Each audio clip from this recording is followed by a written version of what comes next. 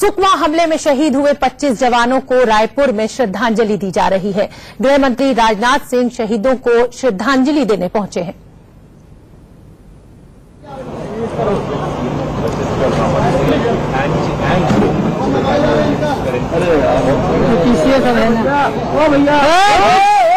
सामने से सब लड़ जाइए सामने से।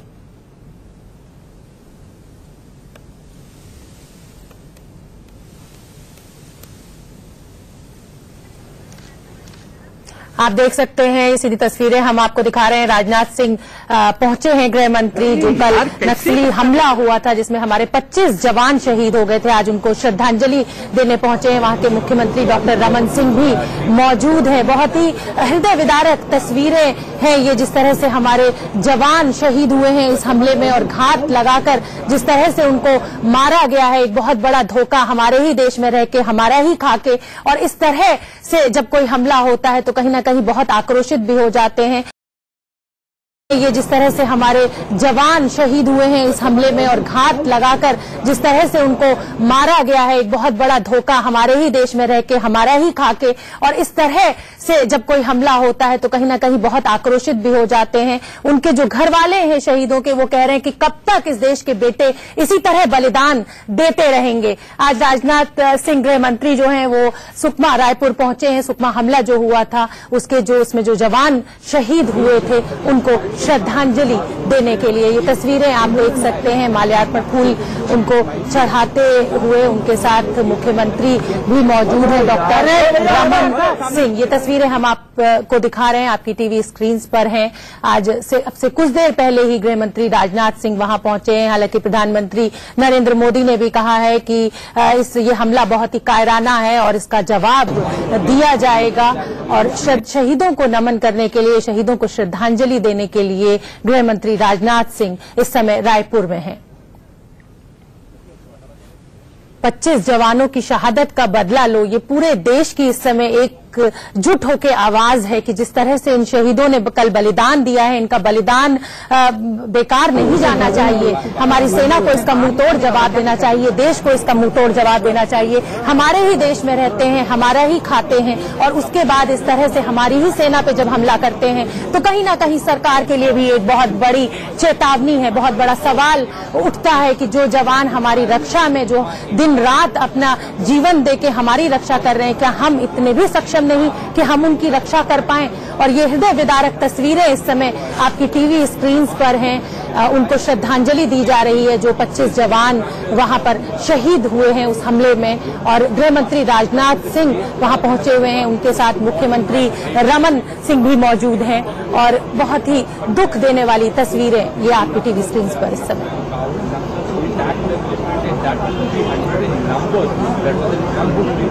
हम नीचे बैंड में आपको लगातार दिखा रहे हैं जो हमारे वीर इस हमले में शहीद हुए हैं, जो कांस्टेबल, जो इंस्पेक्टर, जो सब इंस्पेक्टर, जिस तरह से घात लगाकर उन पर हमला किया गया, वो तस्वीरें भी हम आपको नीचे दिखा रहे हैं।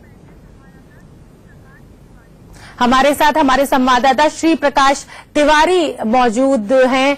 श्री प्रकाश, जिस तरह से हमला हुआ है वो तो हम सब जानते हैं। हमारे वीर 25 जवानों ने जान दे दी है, अपनी शहीद हो गए हैं वो, और इस समय राजनाथ सिंह वहां पे पहुंचे हुए हैं श्रद्धांजलि देने के लिए।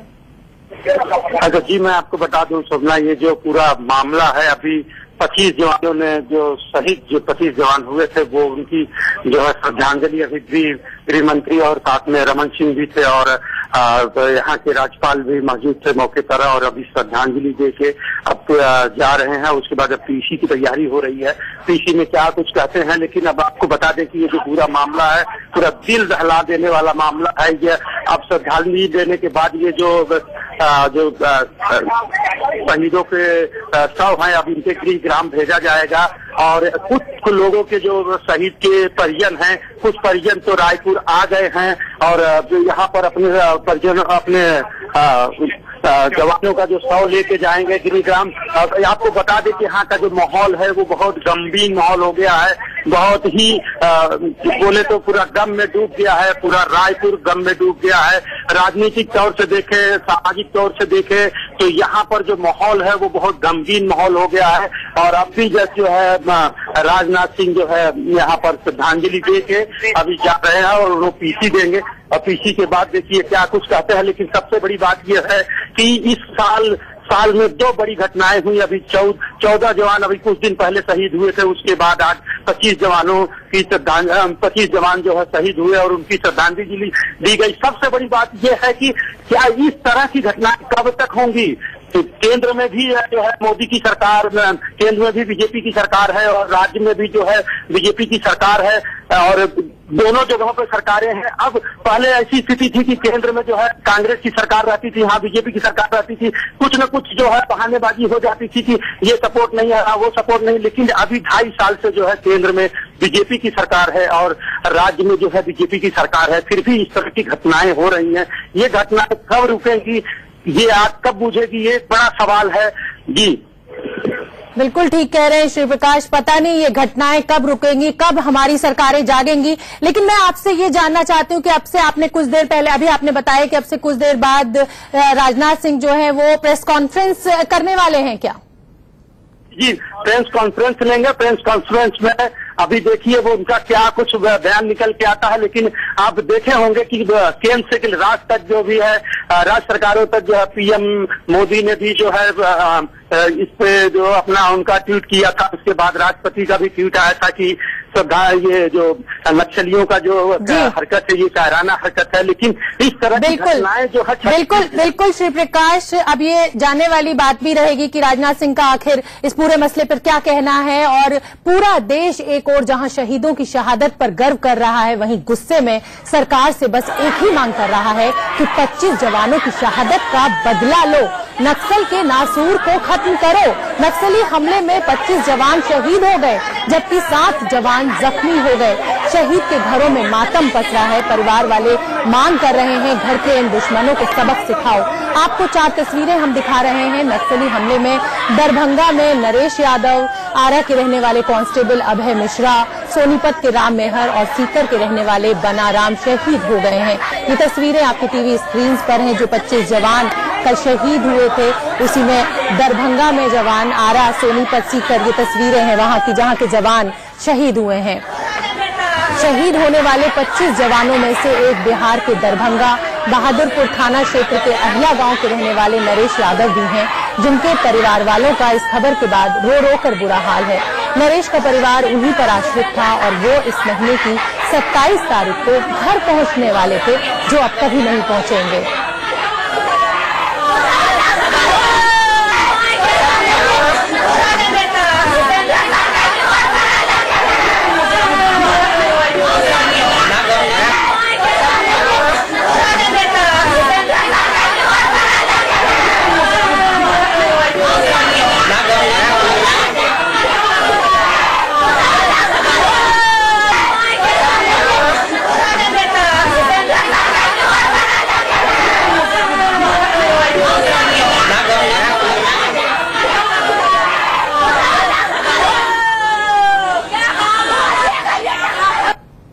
आज देश के लिए वो अपना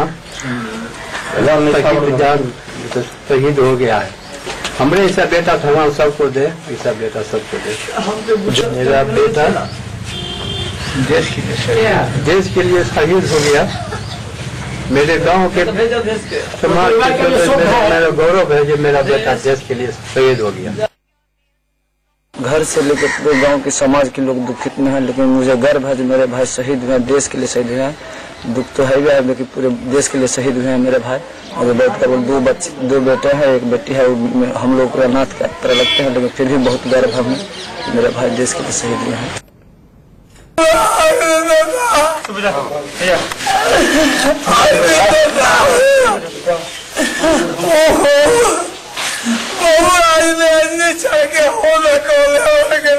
कांस्टेबल अभय मिश्रा बिहार के आरा के रहने वाले पिता को उनकी शहादत पर नाज है।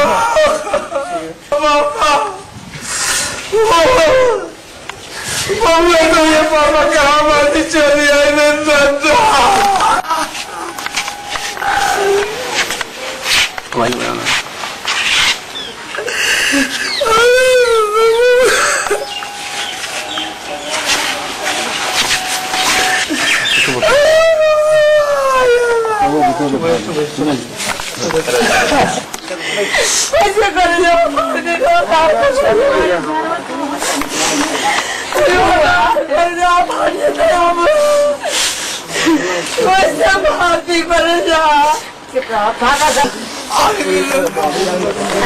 खुशियों का कहा बानी पक्का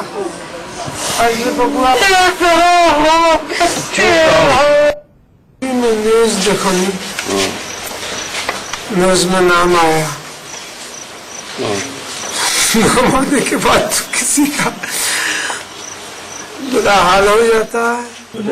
बताई है कब जॉइन को हो 2012 में 12 में लास्ट बार माँ से बात किए थे कब हो 2-4 मिनट बाद वो कट गया, फिर टावर नहीं मिला।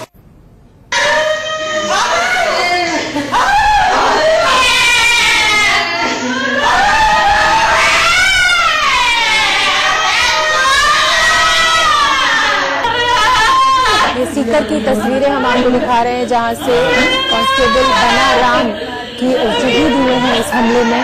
उनके घर की ये तस्वीरें हैं, मातम पसरा हुआ है। आप देख सकते हैं तस्वीरों में किस तरह से गमगीन माहौल है, लोग रो रहे हैं, महिलाओं के रोने की आवाज आ रही है।